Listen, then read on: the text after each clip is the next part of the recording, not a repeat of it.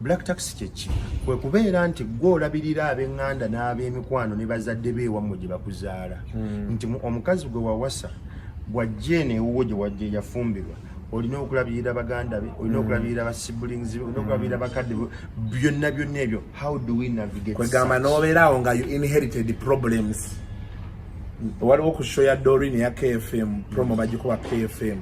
omusajja yakuba essimu n'agamba omukazi maama we yamukolera business naye yalumu yagenda okuddayo nga baganda b'omukazi bonna weebali ne bakazi baabwe bali wuwe baagala buyambi baagala kino ekyo kye bayita black tax ate bw'agaana nga bamukolimira ebyo byonna tugenda byogerako n'abazadde bennyini ezo famire ezo abanaku be batya abantu babasisinkana lwaki si banaku pasi babeera banaku omuntu obeera otyawo nga maama wo alina ebizibu temwesobola maama wo teyeesobola taata wo teyeesobola baganda bo tebeesobola ebizibu by'enza okubivuunuka n'abagagga ennyo tubivuunuka tufudde ebizibu tebijja kuggwawo naye ekikulu kya byonna abagagga abeera ne structure engaging ebizibu bw'obeera CEO tubeera ne principles mukaaga kwe tutambulira one of it is we prioritize tetutadde ku to-do list leero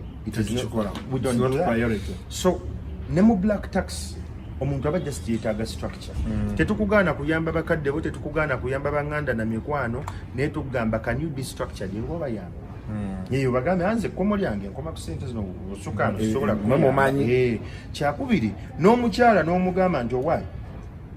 omuli bubi nnyo muli banako mulimba nammwe omugambirawo okuwaza nkuwasizza naye mpasizza ggwe si kika kyonna mpasizza ggwe leero ne bafiirwa ne balwaza njagala onyambeko abyo bwe bakukubira essimu be my support structure on that lane tetuyimiridde bulungi naffe tetuli bulungi naffe tulina ebitusoomooza